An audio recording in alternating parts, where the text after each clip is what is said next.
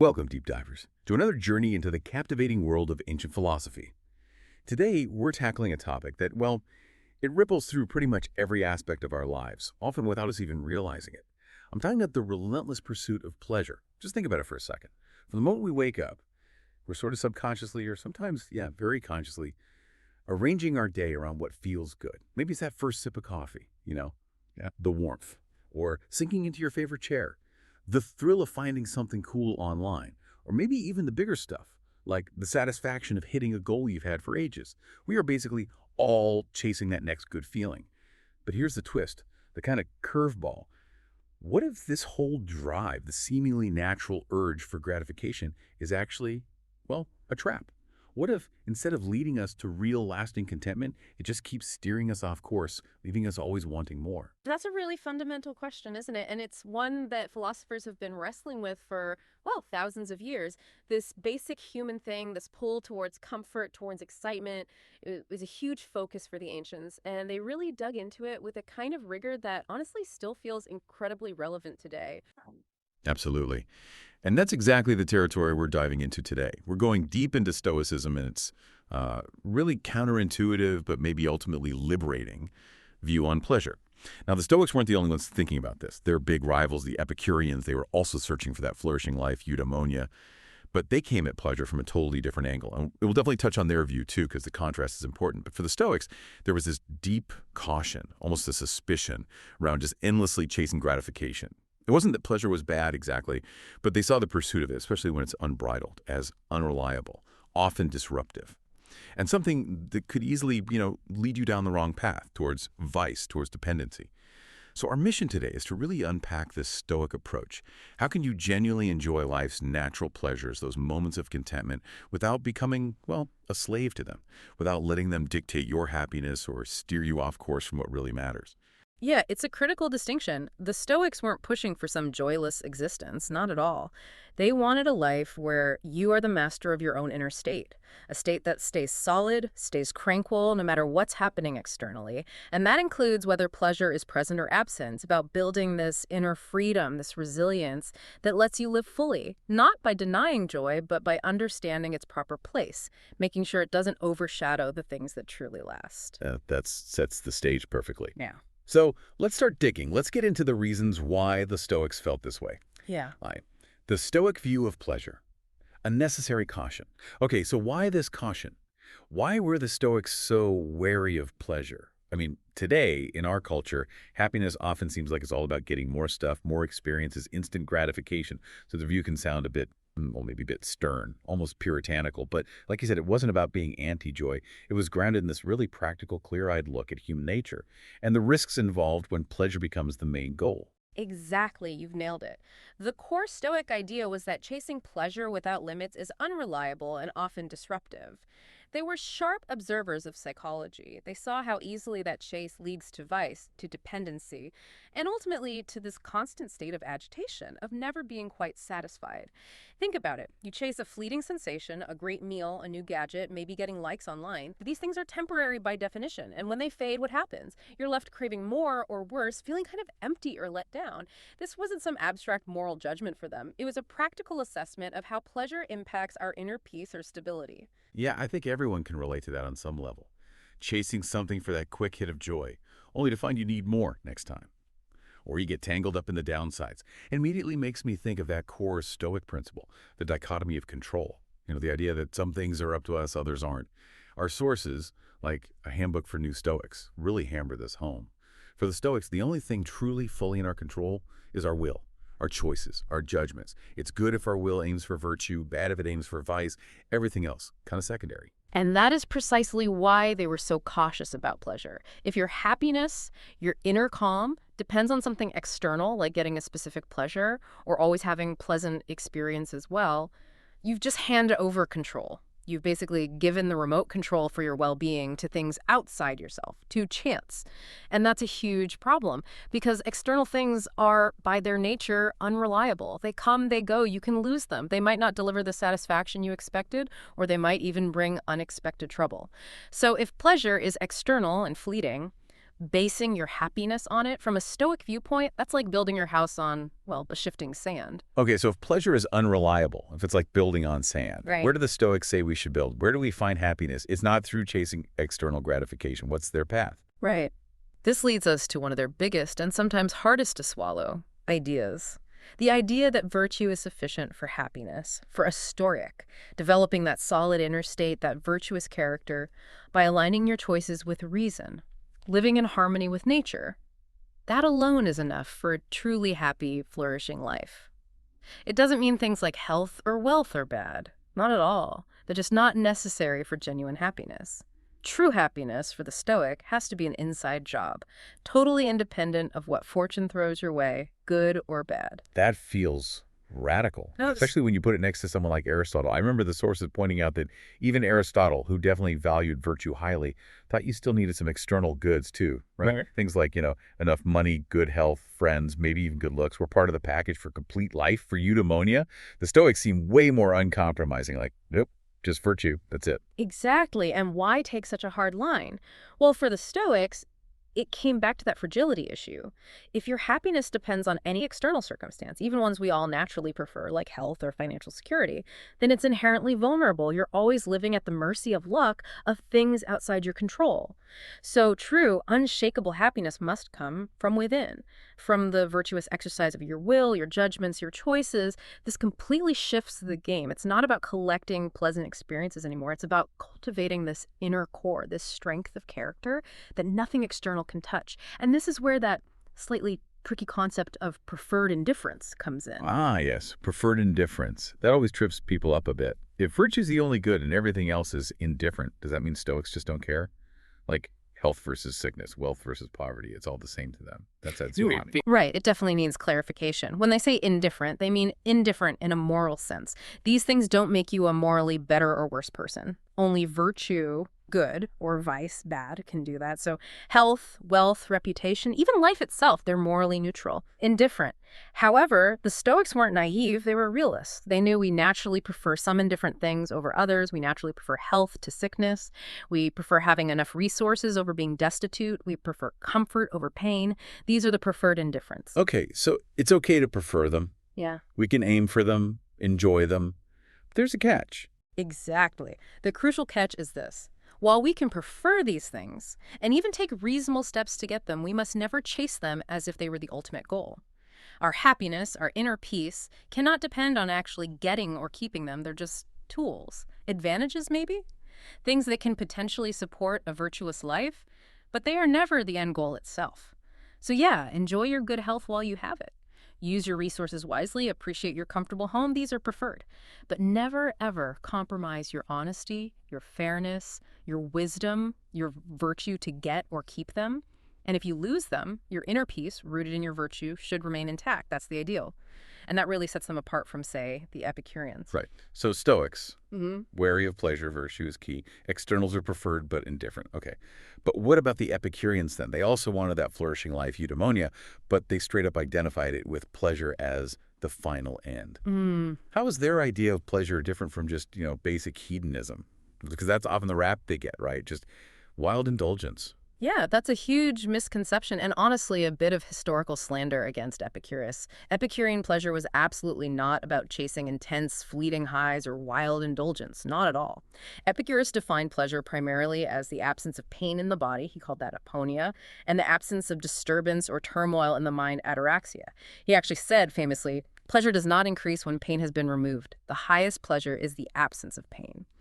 So it wasn't about adding more and more thrilling sensations. It was about removing the things that cause distress. Okay, so less about chasing highs, more about achieving a state of calm, like minimizing pain and anxiety rather than maximizing thrills. Precisely.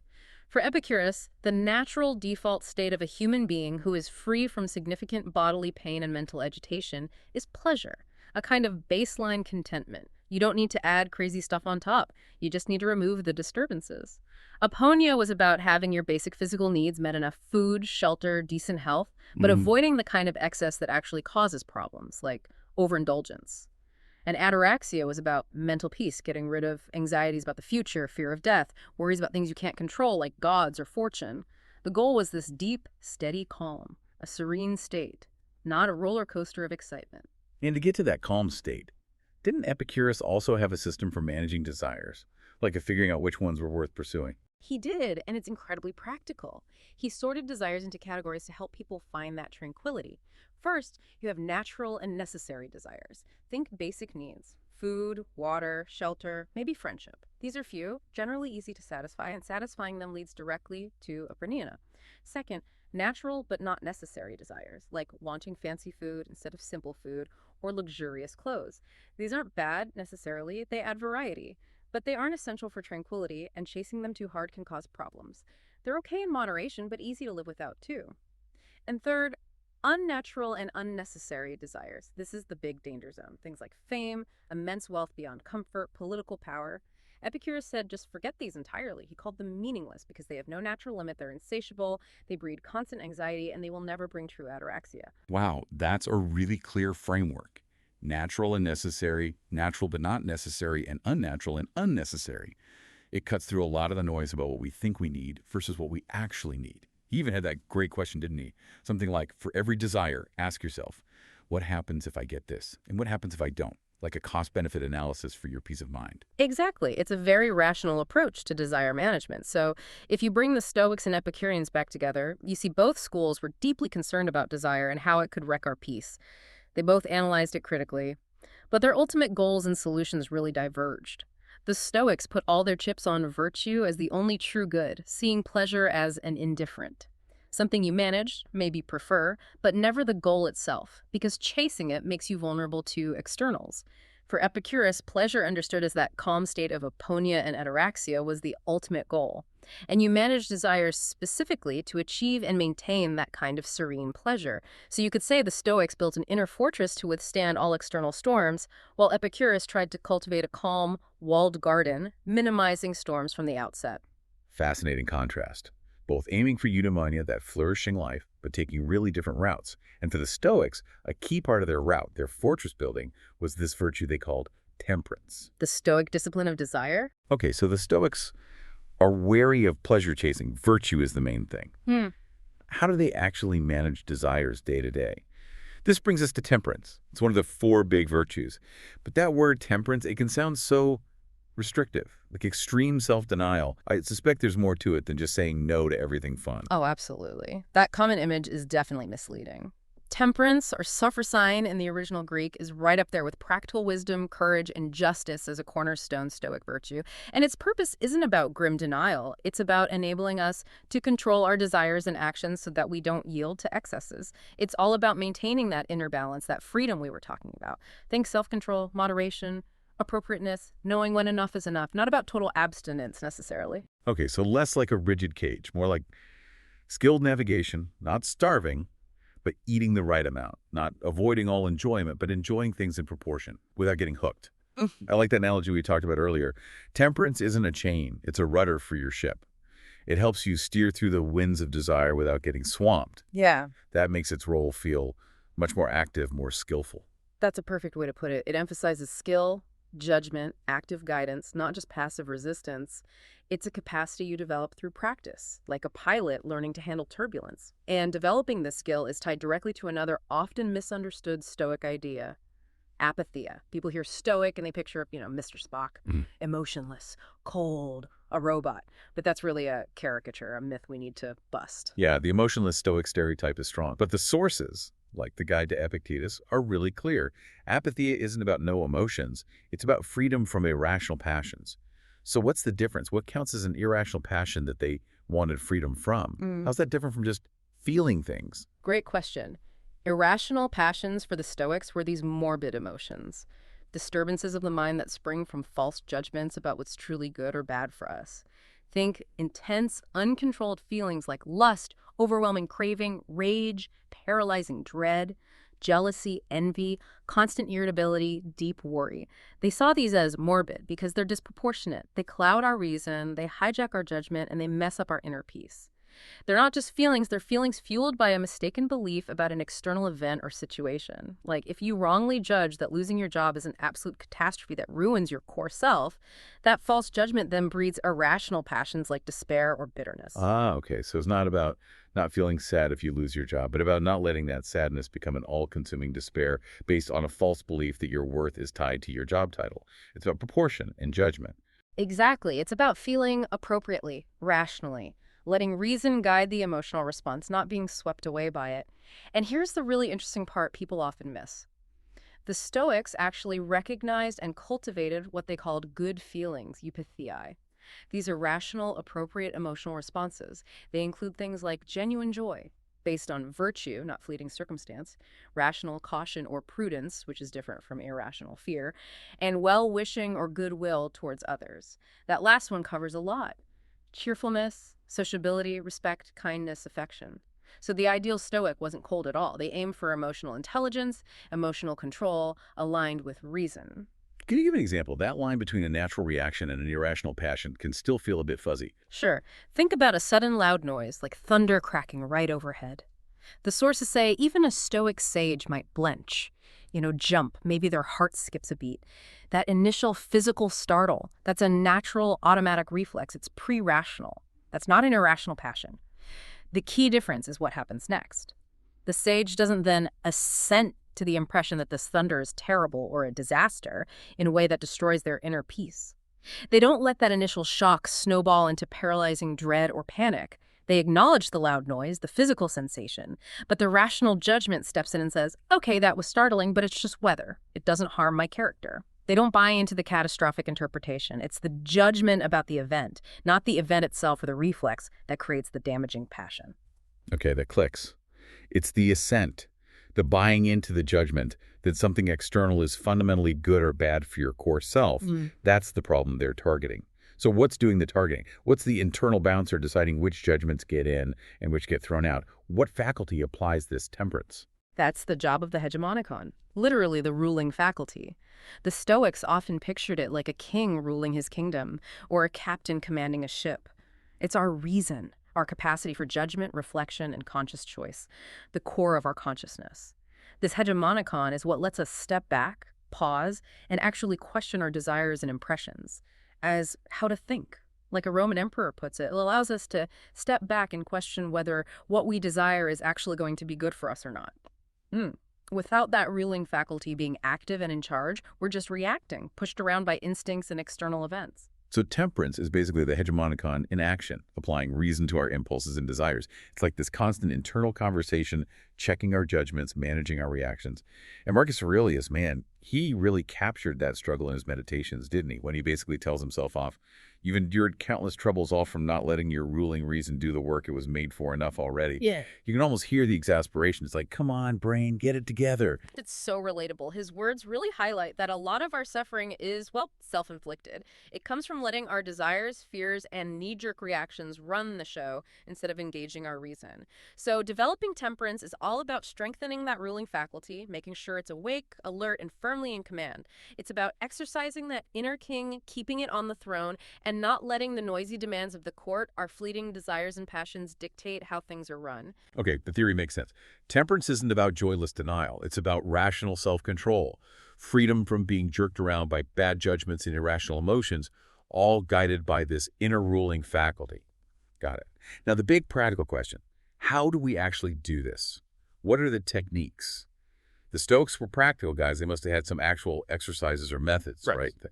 Putting temperance into practice. Stoic techniques for managing desire, right? This is where it gets really interesting. Understanding the why is one thing, but the how, that's crucial.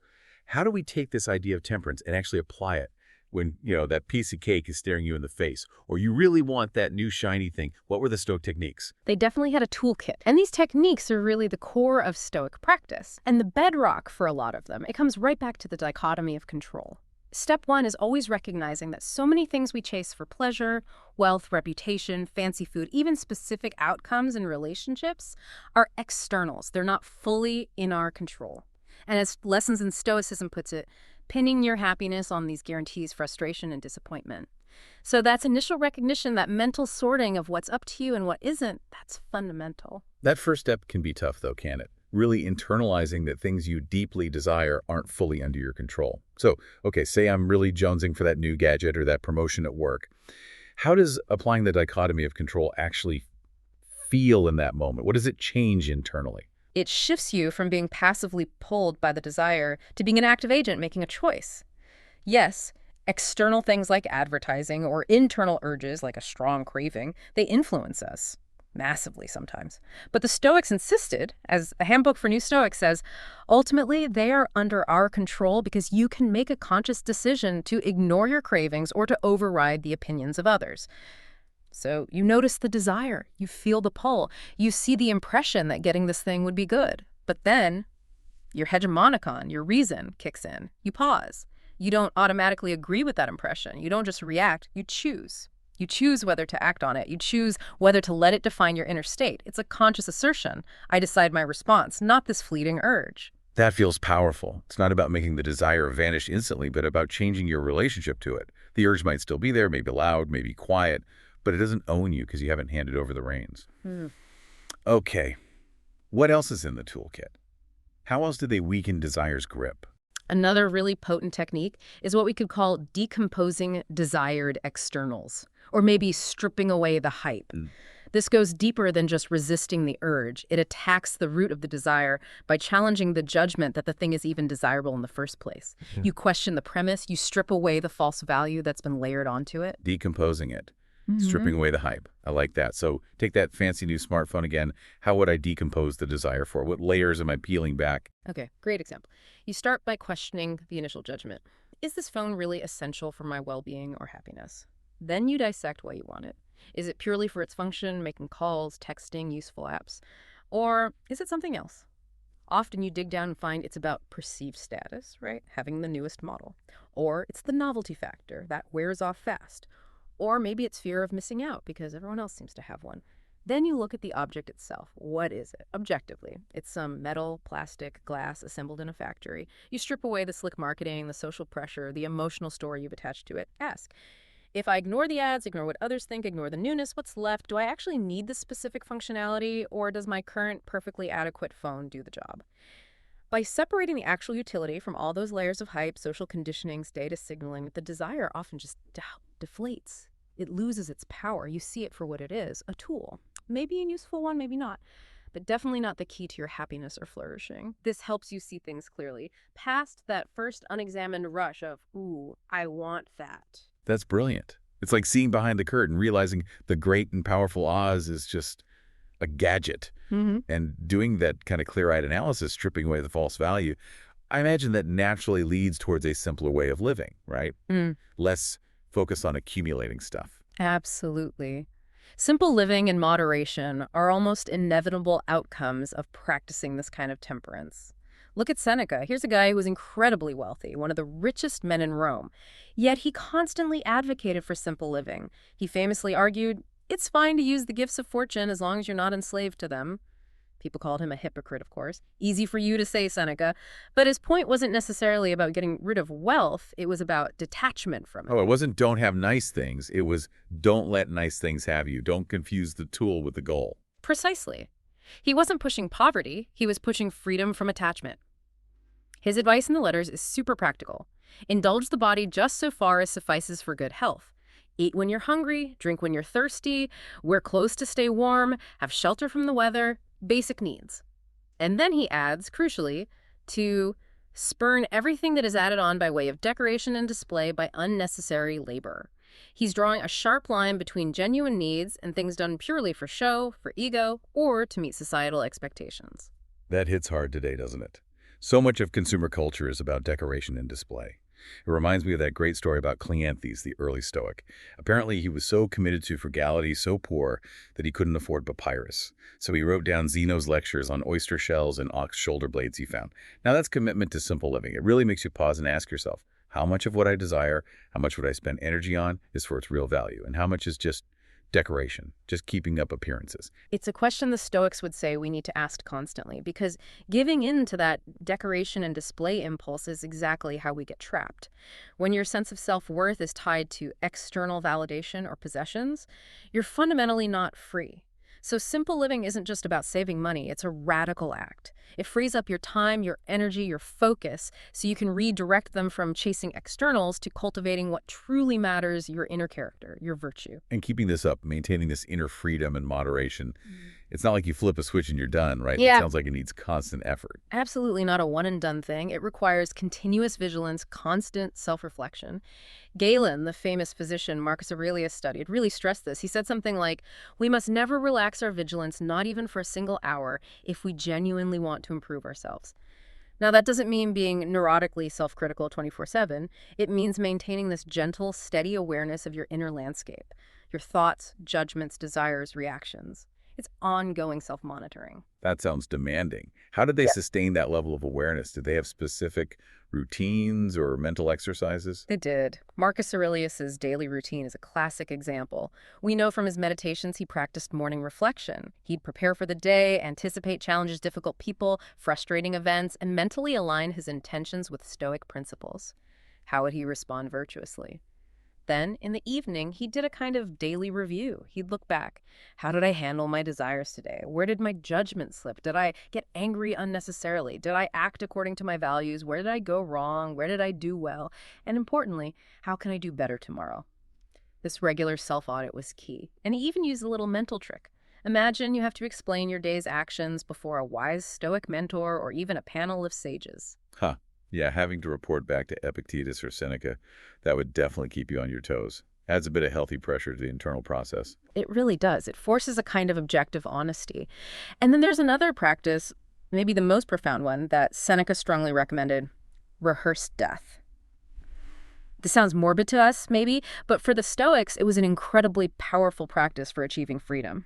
Seneca's line is unforgettable. A person who has learned how to die has unlearned how to be a slave. Unlearned how to be a slave. Wow, that just stops you in your tracks. How does thinking about death help with managing desires and cultivating temperance? It seems like a leap. It's surprisingly direct. By regularly contemplating your own mortality, not dwelling on it fearfully, but accepting it calmly as a natural, inevitable part of life, you dramatically loosen your attachment to everything else. All the external things: pleasures, possessions, status, reputation.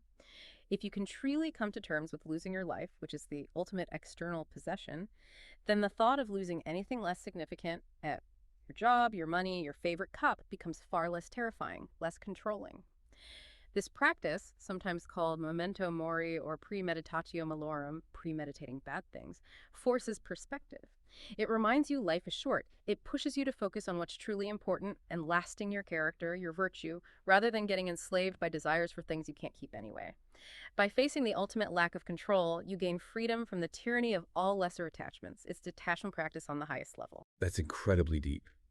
These practices, the dichotomy of control, decomposing desires, simple living, constant vigilance, rehearsing death, they sound demanding, yes, but also potentially incredibly liberating. So bringing it all together, what's the bigger picture? What kind of life does this all lead to? What's the ultimate payoff for embracing this kind of disciplined, tempered approach? 40. The broader impact: freedom, tranquility, and meaning. Okay, so it feels like all these Stoic practices, especially temperance, are really geared towards building a specific kind of inner life. What's the grand result? If you put in the work, the self-discipline, the vigilance, choosing virtue over just grabbing for pleasure, what's the ultimate reward? The payoff is huge, really. It touches everything. You get genuine freedom, a kind of deep, resilient tranquility, and access to a more profound sense of meaning in your life. One of the first things you gain is escape from what Seneca called the maze of preoccupation. He saw how easily people get lost in busyness and mental preoccupation with trivial concerns.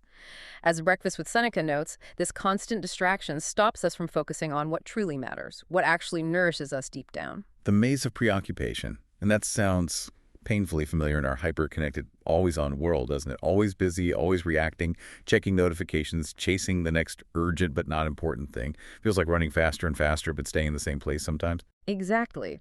Seneca used that precise image. Being busy like this is like running through a maze. The faster you race, the worse you become entangled. And in that frantic state, he argued, we actually lose the freedom of confidence they would already possess if they were fully present. We trade our inner peace and autonomy for the endless demands of the outside world and our own unexamined cravings. The Stoic path, with its focus on temperance and reclaiming internal control, is essentially a way out of that maze. It helps you shift your focus back from external noise and fleeting wants to the quiet command center within yourself. It's about taking back control of your attention, your most valuable resource. So it's not just about managing specific desires, it's about reclaiming your mental space, your inner self, from the constant onslaught. And a huge part of that, I guess, has to be about living in the present moment, Yeah. instead of being lost in yesterday's regrets or tomorrow's anxieties. Oh, absolutely fundamental. Both Seneca and Marcus Aurelius hammered at this point home. Live now. They saw worry about the future and regret about the past for what they are. Entirely psychological phenomena. They exist only in our heads. They're projections, mental time travel that pull us away from the only time we actually have, which is right now. Seneca pointed out that the only pain we feel from past or future events comes from our thoughts about them, our opinions, our imagination, because the events themselves aren't real anymore or aren't real yet. That's such a powerful reframe. The only life we truly have is in the present moment. It makes me think of that Rousseau quote we found about deep focus on the present, where time no longer means anything. The present lasts forever. There is no sensation other than the one single sensation of our existence. Sounds almost blissful in a quiet way. It really does. It points towards what the philosopher Pierre Hadot called a disinterested perception of the world, a kind of calm, clear seeing of reality as it is, without the usual filters of intense craving or anxious avoidance.